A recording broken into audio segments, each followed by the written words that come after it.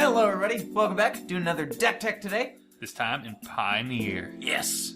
So Pioneer! So I'd ask you what I haven't, or what's in front of me here, but I actually built this deck. You're the one that built the deck. You could explain it if you want, I don't really care.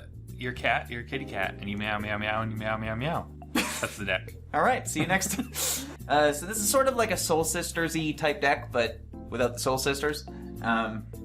But it's the same general idea. You're trying to grow. Ajani's Pridemate's absolutely gargantuan, and you're trying to gain life anytime a creature enters the battlefield. But you have another backup Ajani's Pridemate in the form of Ajani, Strength of the Pride. Yeah, whereas Soul Sisters had the one drop. This one you have to rely on more expensive things, Yeah. so it's a bit different list. And you don't, of course, don't have the sisters. Yeah, but considering there's Ajani's Welcome, Ajani's Pridemate, and Ajani, I mean, it's pretty much called this deck the Pride. The Pride. Yeah, so let's start at ones here. So, ways to gain life, Ajani's Welcome. There's 4 copies of this, so whenever a creature you control enters, you gain a life. Which does sometimes matter if your opponent's playing a bunch of creatures. And because you don't get the life gain off of them. Yes, you don't get the life gain from those. It's also harder to remove, because it's an enchantment. Authority of the Consuls, it's possible that maybe there should be like 2 of these, but I can only find one. I think we have quite a few, but I could only find one for whatever reason. But this one makes your opponent's creatures enter tapped, and you gain life off of their creatures.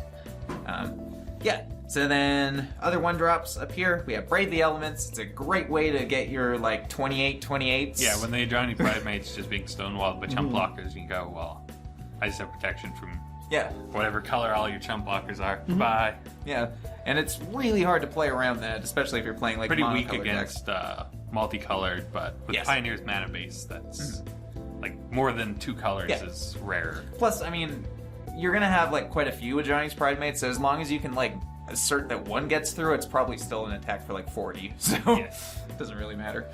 3 Fatal Pushes because it's a black-white deck. Fatal Push is a great removal spell. That it is. Yeah. So then the cornerstone of the deck, Ajani's Pridemate. He grows every time you gain life. You're gaining a lot of life in this deck. A lot of life. And a lot of triggers of life. A lot of triggers which is of life. what he cares about. Yeah, so then right above him we have another one with Trespasser's Curse. Now, curiously enough, if your opponent's not playing creatures, curse yourself, because you still get a life gain trigger, but you also lose. You're draining yourself for 1, so you're gaining a life and losing a life, but that's still gaining a life, so it still works. Still counts, which is quite funny, but most of the time you want to target your opponent if they're playing creatures. Just drains them anytime something enters. Collective Brutality, sort of the same sort of deal here. It does quite a lot of things. It can be like a quasi-duress, it can be a disfigure, or it can drain your opponent for 2, and that's probably what you're going to be want to be doing if you're doing 1 or more modes, or if you don't need one of the other modes specifically, because life gain, again. Yeah, life gain. Great.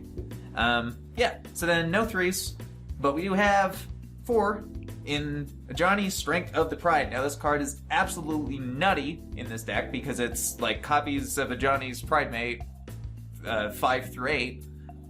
It also goes up and gains a bunch of life, so if you already have ones in play, that's a great way to do that. It is sadly 1 trigger and not like 1 life for each, but that would be ridiculous if that was his plus and his downside. And his minus was making Pridemates. Yeah. So just pretty nutty. Plus 1 counter and a bunch of life is reasonable. Yes, and it helps fuel his 0 ultimate ability, which is nuts in this deck, because a lot of times you end up with like 60 life, a bunch of Pridemates, and your opponents just have ways to block them, or ways to deal with it. But if your life total happens to be 35 or greater, and you get an Ajani here, just wipe everything they have except for their lands, and then attack them for 60 or whatever. Pretty solid. Pretty solid. And getting to 35, not the hardest thing in the world in this deck. And then we have Clackbridge Troll, which is absolutely hilarious. So it's an 8/8 trample haste for 5 mana. It gives your opponent 3 goat tokens, and then they can sacrifice goats to tap him. Well, they can sacrifice, I think it's just any creature. Well, yeah, they can sacrifice anything, but they can sacrifice a creature to tap him pre-combat, and if he gets tapped, you gain 3 life and draw a card. Which life gain trigger, important. Yes, and giving your opponents 3 useless 0/1s, if you have like multiple Trespasser's Curse or an Authority or something like that, suddenly, like, its downside is now an upside also. Yes. So, pretty nuts. Because even with one Trespasser's Curse, you play Clockbridge Troll, that's 3 triggers on your Ajani's Pridemate. Yep. And you drain your opponent for 3. And you drain your opponent for 3. And then if they decide to sacrifice one of their goats so you can't attack them for 8 that turn because he has haste and trample, then you gain 3 life, and that's still a life gain trigger, so it's great. It's like a win-win in every situation, pretty much. And it's a black-white deck that's based around life gain, so you can't not have... Yeah, and it's a cat. And it's a cat. So look at all this wonderful Ajani-ness. It's not a white card for Brave the Elements, but it doesn't really matter. It's a consistent it's life the gain chump trigger. blocker, and it's a life gain trigger, and if you have Ajani's Welcome, it's 2 life gain triggers. Mm-hmm. It's just nice to have around. Yeah, definitely. Grows Pridemate every single time, and just an excellent combo. And, of course, the Witch's Oven cat. Yes. It's just dumb. Absolutely. So then we have 1 Isolated Chapel, we have 1 Scoured Barrens. I don't even know if this should be in the deck, but it's funny. If you ever just get into a situation where you're drawing nothing but lands, at least this one does a little something. You can put +1/+1 counter on your creatures. So, a little something. You can do a little something. Or maybe you're at 34 life. Maybe, yeah. Boom. And then suddenly, it's over. So then, one of those 4 Concealed Courtyards, just black-white land. Godless Shrine, best one. Kind of sucks in this deck that you're losing life and you're trying to keep your life total fairly high, but doesn't really matter. Castle Arden Vale's great because it poops out human tokens, which aren't cats, sadly, but with all this white creatures, and they help you gain life. Yeah, very good. And then we have 7 plains and 2 swamps to round out the deck. So, and for some reason I forgot these. 2 Urborgs. They were also in this deck. Yes, they were also in this deck.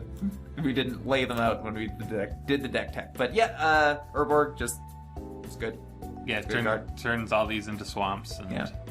Mm-hmm. So, that's the Pride. The Pride. And we'll see you back tomorrow with some stuff. Bye!